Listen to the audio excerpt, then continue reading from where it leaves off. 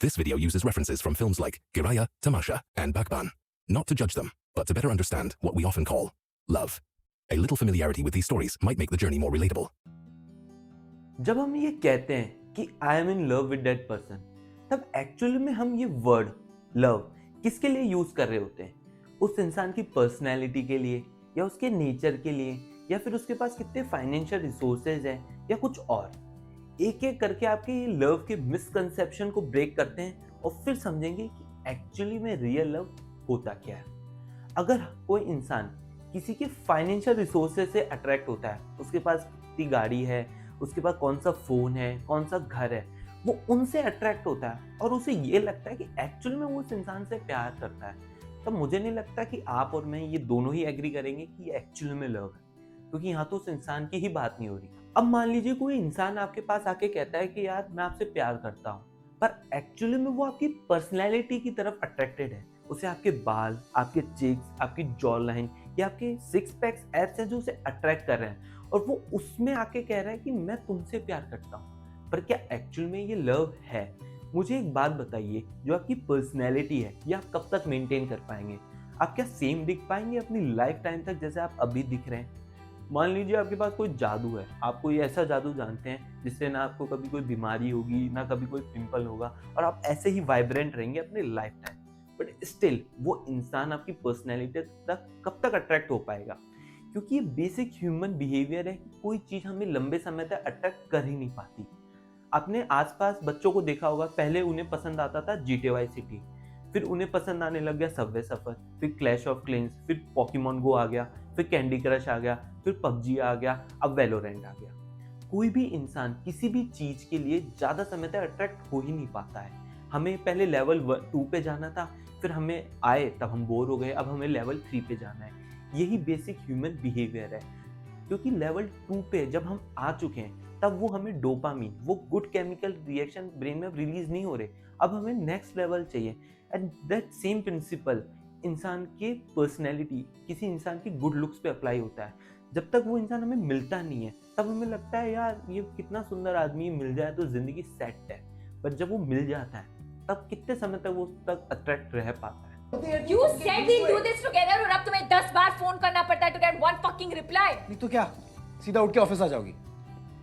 नहीं, इस बार टिया के पास जाऊंगी। ये आपने सुना होगा कि ना मिले तो सोना, मिल जाए तो मिट्टी।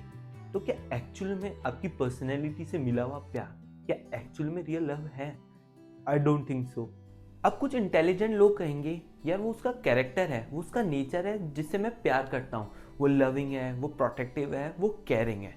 डेफिनेटली नेचर या कैरेक्टर एक कॉन्क्रीट और अच्छा फैक्टर है देन पर्सनैलिटी या फाइनेंशियल रिसोर्सेज है। बट स्टिल क्या किसी का nature 100% of the time for whole life क्या सेम रहता है? ये सवाल आप अपने पापा से कर सकते हैं। क्या आपकी मम्मी वो सेम है आज जो शादी के वक्त थी? मुझे नहीं लगता वो इस बात पे एग्री करेंगे। या फिर आप अपनी मम्मी से भी पूछ सकते हैं। यार जो इंसान आपकी ज़िंदगी में है, हो सकता है आज उसकी लाइफ में सिर्फ करियर हो या फिर आप हो, बट विद द टाइम उसके लाइफ में हो सकता है और रिलेशनशिप प्रॉब्लम्स आए, हेल्थ प्रॉब्लम्स आए, करियर प्रॉब्लम्स आए, फाइनेंशियल प्रॉब्लम्स आए, हो सकता है आप खुद ही उसके लिए एक प्रॉब्लम बन जाओ। Will he still love you the same जो वो आज करता है? फिर आप कहेंगे यार अब वो वैसा नहीं रहा जैसा वो था, अब मैं उससे प्यार नहीं करती या मैं उससे प्यार नहीं करता। बट क्या जो चीज़ चेंज हो जाए, जो बदल जाए, क्या वो सच्ची में प्यार है? मैं ये हूं तारा, जो तुम्हारे सामने खड़ा है। मैं सिर्फ ये हूं। फिर तो मैं किसी और के साथ हूँ वेद। मैं कुछ और ढूंढ रही हूँ। ये तो है मेरे पास, ये तो मुझे नहीं चाहिए।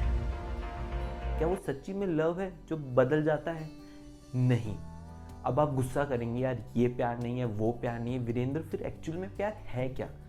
इसे मैं समझाता हूँ, पर उससे पहले एक ऐसे प्यार को समझते हैं जहाँ पे सब एग्री करते हैं कि यार ये तो सच्चा प्यार है, पर उसमें भी कमियाँ हैं। लव फॉर आवर पेरेंट, जो हम अपने माँ बाप से करते हैं।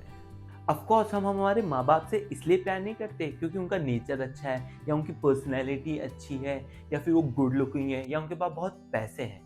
बट स्टिल एक सवाल, आप उन्हीं दो लोगों से क्यों इतना प्यार करते हो एज ए पेरेंट जब दुनिया में इतने सारे पेरेंट्स हैं?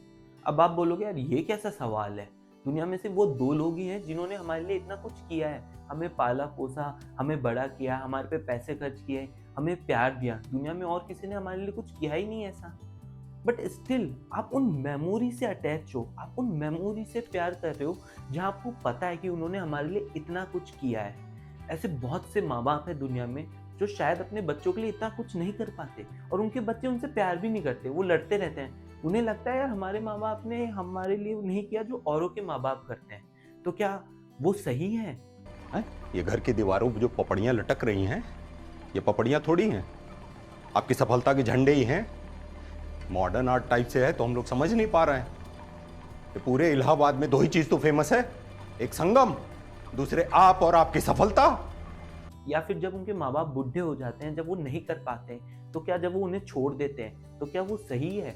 अब आप बोलेंगे यार कैसी बात कर रहे हो, एटलीस्ट वो हमारे माँ बाप हैं, उन्होंने हमें जन्म दिया है। But still there is a condition जिस बेसिस पे आप उनसे प्यार कर रहे हैं। ये जो सब प्यार अभी तक हमने डिस्कस किए, they all are based on condition of good nature, condition of good personality, condition of financial resources, condition of memories, जहाँ पे उन्होंने हमारे लिए कुछ सही किया है। और भी बहुत कंडीशन होती है, condition of caste, condition of religion, condition of country. इन सब कंडीशन पे हम किसी से प्यार कर रहे हैं, तो क्या ये एक्चुअली में प्यार है? नहीं, ये एक्चुअली में एक अटैचमेंट है जो आपको उन कंडीशन से है। जब तक ये कोई कंडीशन फुलफिल कर रहा है, आपको वो केमिकल रिएक्शन हो रहे हैं, वो अटैचमेंट हो रहा है जिसे आप प्यार कह रहे हैं। अब समझते हैं कि एक्चुअल में प्यार क्या है। प्यार में सिर्फ एक ही कंडीशन होती है कि कोई कंडीशन है ही नहीं। जब आप किसी से प्यार करते हो बिना किसी कंडीशन के, बिना किसी कास्ट की कंडीशन, रिलीजन की कंडीशन, वो आपसे ब्लड शेयर करता है कि नहीं, वो आपकी फैमिली का है कि नहीं, जब बिना किसी कंडीशन के जब आप किसी से प्यार करते हो तो उसे ही रियल लव कहा जाता है। इधर ये बात समझना ज़रूरी है कि मैं उस प्यार की बात नहीं कर रहा जो सोशल मीडिया और मूवीज़ ने आपके दिमाग में बैठा रखा है, वो जो किसी एक लड़का लड़की के बीच में होता है। प्यार का मतलब ज़रूरी नहीं है कि फिजिकल इंटीमेसी होना ज़रूरी है। आप खुद सोचिए, आप किसी से कितना प्यार कर लोगे यार अपनी बॉडी को टच कर करके। जिस प्यार की मैं बात कर रहा हूँ वो इससे अलग है और वो आप कितनों से भी कितना भी कर सकते हो और ज़रूरी नहीं है कि वहाँ फिजिकल इंटीमेसी हो। आप खुद सोचिए, जब आप किसी से प्यार में होते हैं तो वो आप ही होते हैं जिसको अच्छा लग रहा होता है। जब आप सबसे प्यार कर रहे हैं तब आप सबको भी अच्छे लग रहे हैं और आप खुद को भी अच्छे लग रहे हैं, आप खुद ही खुश हैं। अब इधर ये समझिए कि प्यार और रिलेशनशिप एक अलग अलग चीज़ है। आप किसी से क्या रिलेशनशिप शेयर करते हैं वो डिटरमाइन करता है कि उसके लिए आप कैसे रिस्पॉन्सिबल हैं और आप अपना लव कैसे एक्सप्रेस करते हैं। अगर आप किसी से पेरेंट या चिल्ड्रन का रिलेशनशिप शेयर करते हैं तो ये ज़रूरी है कि आप प्रोटेक्टिव हो, केयरिंग हो, आप एज ए प्रोवाइडर हो। जब आप किसी से as a partner, as a husband या वाइफ रिलेशनशिप शेयर करते हैं तब आप वहाँ इंटीमेसी के थ्रू, प्रोटेक्टिंग, केयरिंग के थ्रू आप अपना लव एक्सप्रेस करते हैं। वहाँ आप एक अलग चीज़ के लिए रिस्पॉन्सिबल होते हैं। जब आप किसी स्ट्रेंजर से कोई रिलेशनशिप शेयर करते हैं एज ए स्ट्रेंजर, तब इम्पॉर्टेंट होता है कि आप उसको as a respect, as a sympathy अपना प्यार एक्सप्रेस करते हैं। बट इन सब रिलेशनशिप में आपका प्यार सेम है, वो किसी के लिए नहीं बदल रहा। वो उस बंदे को जिसको आप अच्छे से जानते हो उसके लिए भी वो प्यार सेम है जिसे आप बिल्कुल नहीं जानते। अब आप कहेंगे यार वो एक आदमी जिसने मुझे चीट किया, मुझे धोखा दिया, मैं उससे कैसे प्यार करूं? उसने तो मेरे साथ गलत किया और ऐसे बहुत लोग हैं जो मेरे साथ गलत करते हैं। हाउ कैन आई लव उनको सेम लेवल पे? यार इसका जवाब बहुत आसान है पर इसे समझना मुश्किल है। इसके लिए ये जानना इम्पोर्टेंट है कि आप बाहर नहीं अपने अंदर देखें कि एक्चुअल में आप हैं कौन। आप अंदर झांकें थोड़ा। आप बाहर की दुनिया में ढूंढ रहे हैं पर आप अंदर नहीं देख कि एक्चुअल में आप कौन।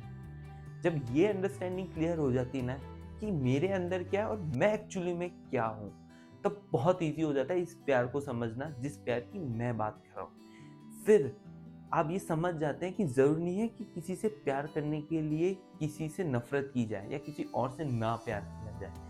ये बहुत एक्चुअल में पॉसिबल है कि आप सबसे प्यार कर सकते हैं, क्योंकि तब आपको पता चलेगा कि कोई रीज़न है ही नहीं किसी से हेट करने का।